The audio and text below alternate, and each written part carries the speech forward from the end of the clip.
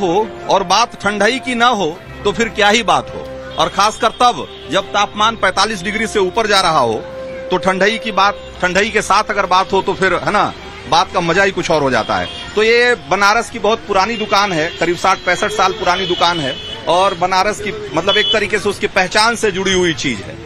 तो जरा ठंडाई पिलाइए हम लोगों को। कुछ लोग भांग के साथ पीते हैं बाबा का प्रसाद समझ के, हम लोग बिना भांग के पियेंगे। आइए, और कुछ जब तक ये बना रहे हैं तब तक हम कुछ और चर्चा करते हैं। यहाँ कहाँ से आई हैं आप लोग? गुजरात से। अच्छा, अरे वाह। देखिए बनारस में, हाँ, गुजरात के लोग क्या कह रहे हैं और खास करके गुजरात वाले के लिए क्या कह रहे हैं, बड़ा मजेदार बातचीत होने वाली है। आइए जरा इधर। हाँ, क्या नाम है आपका? पिंकी बेल। अच्छा, तो बनारस आके कैसा लग रहा है? अच्छा। पहले बनारस आई हैं कभी? पहली बार आ रही हैं? पहली बार। अच्छा, तो मोदी जी गुजरात से बनारस आए हैं, इसलिए आए हैं, इसलिए ही आए हैं। हाँ, तो आप लोग चुनाव प्रचार में तो नहीं आई है ना? ना। अच्छा, नहीं। आप लोग बाबा के दर्शन के लिए आए? हाँ, बाबा के दर्शन के लिए। अच्छा, तो बनारस का अपना मिजाज है, अपनी तासीर है। यहाँ आके कुछ अलग महसूस हो रहा है, क्या लग रहा है? गुजरात और जब बनारस को देखते हैं तो लगता है कि भाई पहले गुजरात मॉडल की बात होती थी, अब काशी मॉडल की बात हो रही है। बात हो रही है, अच्छा बनेगा। अच्छा है। हाँ। है? तो आपकी दुकान तो बहुत पुरानी है। जी हाँ। कितनी पुरानी? 60-65 साल पुरानी है। 65 साल पुरानी है। अच्छा, तो आप कब से इस दुकान पे बैठते हैं? 40 साल हो गए हमें बैठते हुए। 40 साल से? हाँ, उसके पहले तो बड़े भाई थे। हाँ, तो बनारस की जो पूरा माहौल है, इसकी जो पूरी आबो हवा है, उसमें क्या बदलाव दिखता है आपको? बहुत बदलाव हुआ, जमीन आसमान का फर्क है। जमीन आसमान का? अच्छा, जैसे कि? जैसे मोदी साहब आए बनारस में सांसद हुए, हाँ। उन्होंने वादा किया था इसको जो है टोक्यो बनाएंगे, क्योटो बनाएंगे। हाँ, क्योटो जो भी हो बनाएंगे, उस बना भी रहे हैं। हाँ। बन के तैयार भी हो चुका है। 2-4 चीज बताइए यहाँ पर जो बैठे बैठे आपको दिखता है कि ये ऐसा था, देखिए, वो ऐसा हो गया। यहाँ पे कूड़ा खाना था। अच्छा, यहाँ सामने में? हाँ, यहाँ बैठना मुश्किल होता रहा, इतनी दुर्गंध आती रही। बदबू आती। हाँ। अब देखिए जन्नत हो गया, पार्किंग बन गया। अच्छा, लगता है मल्टी लेवल पार्किंग बन गया है। कितनी मंजिल का है? 4 मंजिल की है। अच्छा, लीजिए, ये 4 मंजिल का पार्किंग। यहाँ पर पहले कूड़ा खाना है, खाना था, टांगा स्टैंड था यहाँ पे। हाँ। घोड़ा खड़ा होता रहा यहाँ पे, खच्चर खड़ा होता रहा, बहुत बदबू आता है यहाँ पे। अच्छा, और बताइए। और सब पूरा देखिए रोड पे लाइटें लग गई यहाँ पे, कहीं ऐसा नहीं है। न तो लाइट जाती भी नहीं है, आज जाती है 5 मिनट जाएगी, आ जाएगी तुरंत। अच्छा। हाँ। जब मैं पिछली बार आया था तो बिजली के तार यहाँ एकदम ऐसे है ना, मकर जाल की तरह। हाँ, तार जंजाल था यहाँ पे, है ना? 2014 के बाद सब हटना शुरू हो गया। हाँ। सब अंडरग्राउंड हो गया, सारा अंडरग्राउंड हो गया, है ना? रात में तो अलग ही तरह का दिखता है। रात में जन्नत होती है, हाँ। जैसे विदेश में आपको खड़े हैं यहाँ पे। अच्छा, ऐसा लगता तो है। आपके धंधे पर इसका कैसा असर है? असर तो पड़ा ही, बड़ा दुकानदारी हम लोग को बढ़ा यहाँ पे, बढ़ा। हाँ, बिजनेस बढ़ा यहाँ पे, ज्यादा लोग आने लगे, ज्यादा बाहरी आने लगे। लोकल का बाहरी ज्यादा आते हैं अब, और पहले ज्यादा लोकल आते थे। पहले ज्यादा लोकल आते थे। हाँ। खाली रहते रहे। हाँ। आते रहे, अपना भांग बूटी ठंडे पीते रहे। हाँ। अब बिजनेस बढ़ गया। हाँ। तो जो है आना कम हो गया उन लोग का। अच्छा। अब बाहरी लोग आते हैं, अच्छा। देश से आते हैं, विदेश से भी आते हैं लोग। जाड़ा के मौसम विदेशी ज्यादा आते हैं यहाँ पे, अक्टूबर नवंबर के महीने। हाँ, तो ये देखिए, तो जब शहर का विकास होता है और जब उसका कलेवर बदलता है तो किस तरीके से वहाँ रहने वाले लोगों का जीवन भी बदलता है, उसकी एक वानगी हमने आपको दिखाई। राजू जी कह रहे हैं कि बहुत बहुत धंधा बढ़ गया है, बिजनेस बढ़ गया है। आइए जरा कुछ और लोगों से मिलते हैं। कहाँ से आए आप लोग? हम लोग गोरखपुर से आए। अच्छा, गोरखपुर बेसिकली। हाँ, तो उधर एक बाबा की नगरी से दूसरे बाबा की नगरी में आए हैं आप लोग? नहीं, बाबा जी की नगरी से हम लोग नमो जी की नगरी में आ गए। अरे वाह, बहुत अच्छा। तो मैं अभी कल गोरखपुर में था तो वहाँ लोग कह रहे थे कि विकास तो हुआ है लेकिन धंधा वंधा बहुत अच्छा नहीं चल रहा है। और यहाँ आकर आपको कैसा लग रहा है कि यहाँ मतलब इस शहर, अगर पूर्वांचल के 2 शहर हैं जहाँ के विकास की बहुत चर्चा है, एक है गोरखपुर और दूसरा है बनारस। गोरखपुर की तुलना में बनारस का विकास नहीं हुआ है। हाँ, हम तो देख रहे हैं गोरखपुर जितना डेवलप किया है, गोरखपुर बहुत पीछे था। बनारस तो ऑलरेडी डेवलप था। अच्छा। गोरखपुर तो बिल्कुल बैकवर्ड सिटी था। हाँ। उसको बाबा ने बहुत आगे ले गया। अच्छा, बाबा जी बहुत काम किए हैं। फ्री मील्स मिला हम लोगों को खाने के लिए, हाँ। गरीबों के लिए आवास मिला, हाँ। और स्वच्छता अभियान में टॉयलेट मिला सर्वे करा करके। तो इंसान को क्या चाहिए, और रोजगार मिल रहा है, बाहर से लोग आ रहे हैं, इतने लोग दर्शन पूजा कर रहे हैं, तो इसके नीचे यात्री एक आता है, लेकिन बेनिफिट 7 तरीके का लोग होता है। नाव वाले भैया, रेस्टोरेंट वाले, होटल वाले, ऑटो वाले, रिक्शा वाले, गाइड वाले, सभी लोग यात्री पे ही डिपेंड है। काशी में अगर काशी विश्वनाथ गंगा मैया नहीं है तो कोई उपलब्धि नहीं है। इन्होंने सबको खींचा है यहाँ पे, और ये हमारे योगी जी का देन है कि ये कॉरिडोर का कायाकल्प पलटा। अच्छा। बहुत गवर्नमेंट राज की, इतने दिन किसी को ध्यान नहीं आया, पूरे कोरोना काल में आकर के कॉरिडोर का काम कंप्लीट करवाए हैं और सही समय से दिए। अच्छा। अब इससे बढ़ के क्या उपलब्धि? तो अखिलेश यादव और राहुल गांधी कहते हैं कि कोई विकास नहीं हो रहा है। बनारस में तो बनारस की बात कह रहे थे कि यहाँ का युवा तो दारू पी के घूमता रहता है, नाचता। ये उनको हमारे सामने, हम लोग पैसे से ऑटो ड्राइवर है, गेस्ट आते हैं तो हमारे मोदी जी बोले अतिथि देवो भव, तो हम लोग काशी के विजय में विजिट कराते हैं, पूरा एक्सप्लेन करते हैं, टीचिंग करते हैं। अच्छा। एक ही पैसे में दोनों काम देते हैं हम लोग। अब क्या चाहिए इसके लिए? ऑटो भी चलाते हैं और लोगों को जानकारी भी देते हैं, गाइड भी करते हैं। बहुत बढ़िया, बहुत बढ़िया। योगी मोदी की जोड़ी का इस बार बोलबाला है कि अखिलेश और राहुल की? नहीं, उनका मोदी योगी जी का बोलबाला है। बोलबाला है किसका? अखिलेश राहुल या मोदी योगी? मोदी जी का, मोदी योगी। मोदी योगी। या निकल के आराम से चल रहे हैं और दर्शन करने अकेले आ जा रहे हैं, तो बहुत बड़ी बात है। अच्छा, पहले के शासन में संभव नहीं था, हैं? समाजवादी पार्टी की सरकार में संभव नहीं था, डर लगता था। हाँ, डर लगता था। 8-9 बजे के बाद, 8 बजे के बाद हम लेडीज से नहीं निकल सकते थे। आज हम निकले हैं। अच्छा। रात में भी आए हैं, तो बहुत बड़ी बात है। तो देखिए, बदलाव की बहुत सारी कहानियां जो है वो सड़कों और पुल और बिल्डिंगों के तौर पे नहीं दिखाई देती। बदलाव की एक कहानी ये भी है कि पहले महिलाएं अकेले निकलने से रात में डरती थी, आज कह रही हैं कि बेखौफ आती जाती हैं। इस बदलाव को भी समझने की जरूरत है। कहाँ से आए हैं आप? मऊ से, मऊ मोहम्मद। अच्छा, मऊ। तो आपको लगता है कि इस सरकार ने माफिया और गुंडों के खिलाफ ज्यादा ठोस एक्शन लिया है? बहुत ठोस एक्शन लिया है।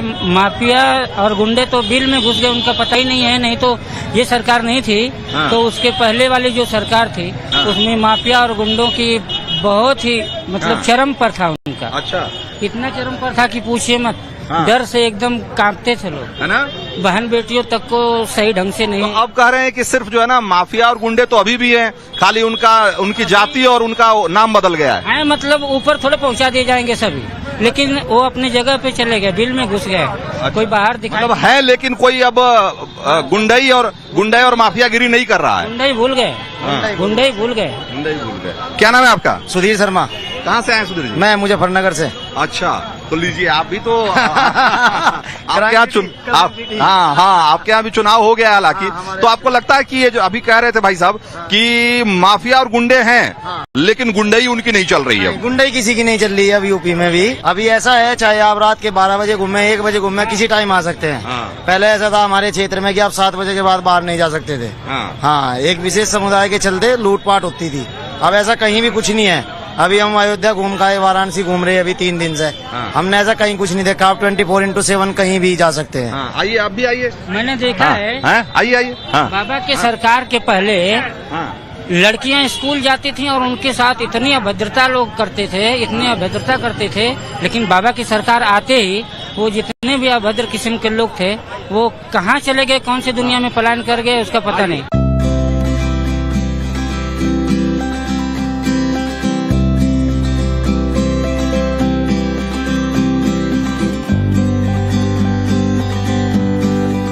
प्रधानमंत्री मोदी पर ये आरोप लगते रहे हैं कि सबका साथ सबका विकास उनके लिए एक नारे की तरह है, एक जुमला भर है। लेकिन इस नारे का मतलब क्या है, अगर ये आपको समझना है तो आप भी बनारस के इस ग्रुप हाउसिंग सोसाइटी में आ सकते हैं।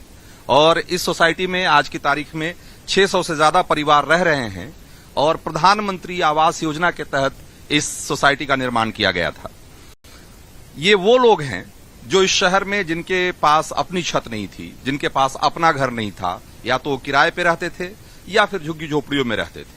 और ऐसे लोगों को, ऐसे 600 परिवारों को आज इस तरह की फैसिलिटी, जो कि आप देखेंगे कि जो बड़े शहरों में ग्रुप हाउसिंग सोसाइटी जिस तरह की होती है, कमोबेश उस तरह का इंफ्रास्ट्रक्चर आपको यहां दिखाई देगा। और क्या क्या है इस सोसाइटी में और कैसे सबका साथ सबका विकास वाला जो नारा है वो कैसे यहां फलीभूत हो रहा है, कैसे मूर्त रूप में उतर आया है, ये हम आपको आज दिखाएंगे और बताएंगे कि जब सबका साथ सबका विकास वाली बात होती है तो उसमें वाकई सब लोग कैसे शामिल हैं। उसमें हिंदू, मुसलमान और सभी जाति के लोग, सभी धर्म के लोग शामिल हैं। ये आज हम आपको दिखाएंगे, चलिए हमारे साथ।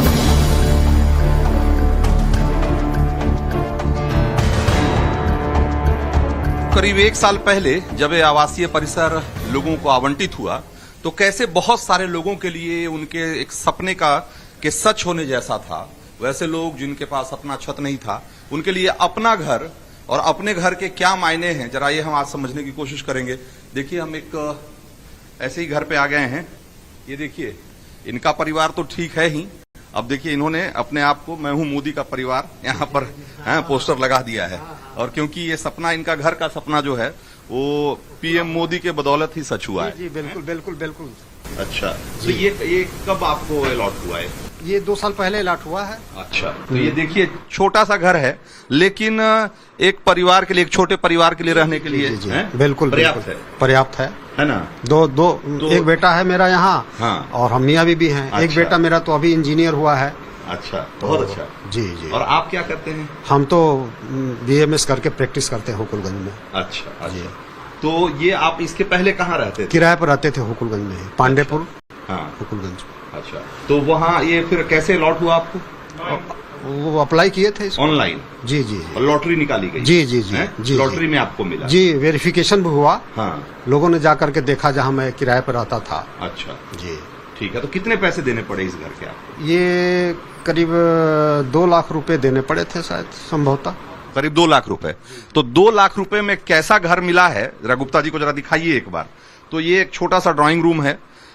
मुझे लगता है कि कितना होगा, 10 बाई 10 का कहेंगे, है ना। हाँ, 10 बाई 12 10 बाई 12 का एक ड्राइंग रूम है। एक इसी से लगा हुआ यहाँ किचन है एक, है ना।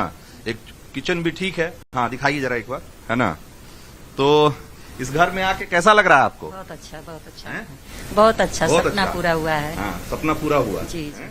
आपको लगता है कि मोदी जी ने जो मतलब है ना ये किया है ना, इसमें अलॉटमेंट में किसी तरह का कोई घपला घोटाला धांधली? नहीं, धांधली कुछ नहीं। हम तो कुछ पैसे वैसे ऊपर से लेन देन अप्रोच नहीं था।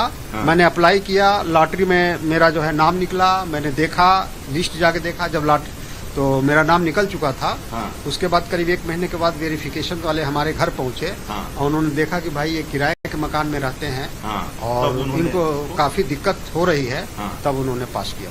चलिए, तो ये देखिए, सबका साथ सबका विकास का एक मॉडल, छोटा सा मॉडल हमने आपको दिखाया। और मैं आपको बताता हूं कि इस हाउसिंग सोसाइटी में करीब 1/3 परिवार मुसलमानों की भी है, मुस्लिम परिवार भी यहाँ रहते हैं। और जो लोग रहते हैं उसमें सभी कमोबेश सभी जातियों के लोग हैं। जैसा मुझे RWA के लोग मुझे बता रहे थे कि कमोबेश सभी जाति के लोगों को अलॉट हुआ है।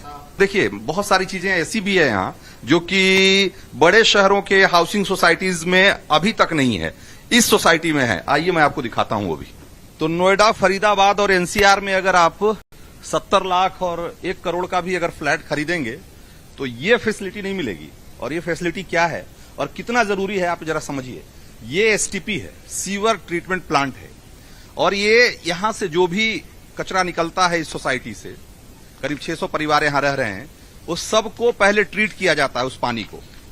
और उस गंदे पानी को ट्रीट करने के बाद उसमें से पानी फिल्टर करके और उसको रीयूज कर लिया जाता है। यहीं पर फिर से इस्तेमाल किया जाता है उसका एक हिस्सा पटवन में, या टॉयलेट को फ्लश करने में, या दूसरी चीजों में इस्तेमाल कर लिया जाता है। और साफ पानी, जो बचा हुआ पानी है, पूरा ट्रीट किया हुआ पानी ही फिर जाकर नाले में गिराया जाता है, छोड़ा जाता है। आप इसी से अंदाजा लगाइए कि सोसाइटी में किस तरह की फैसिलिटी डेवलप की गई है। और इस तरह के ट्रीटमेंट प्लांट, STPs, जो कि बड़े शहरों में एक तरीके से एक बड़ी आबादी के बीच में बनाए जाते हैं, ये इस सोसाइटी के भीतर बनाए गए हैं। और इसी से आप अंदाजा लगाइए कि जो स्वच्छ भारत मिशन का जो पूरा एजेंडा है प्रधानमंत्री मोदी का, उसकी एक वानगी है जिसको जो कि बनारस की सोसाइटी में दिखती है। आइए अब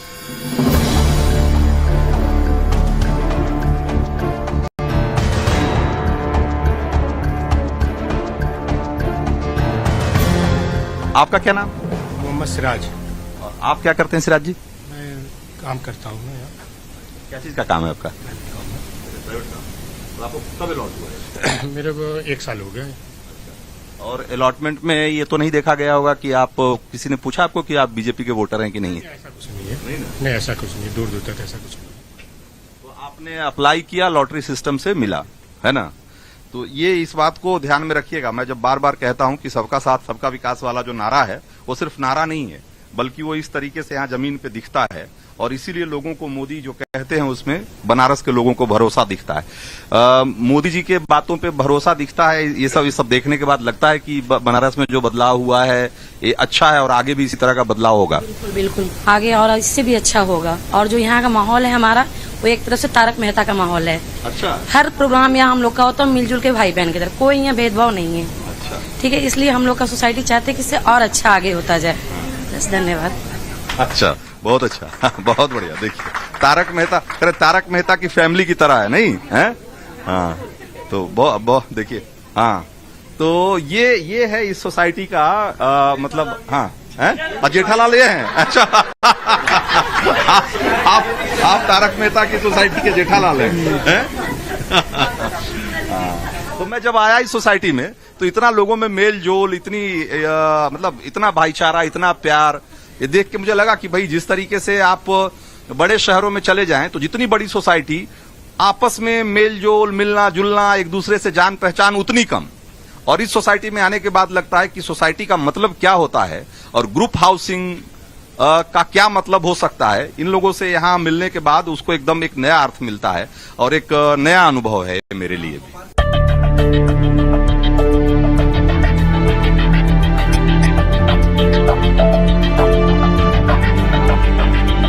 बनारस अपनी गलियों में जीता है, लेकिन उसका ठाठ उसके घाटों पर दिखता है।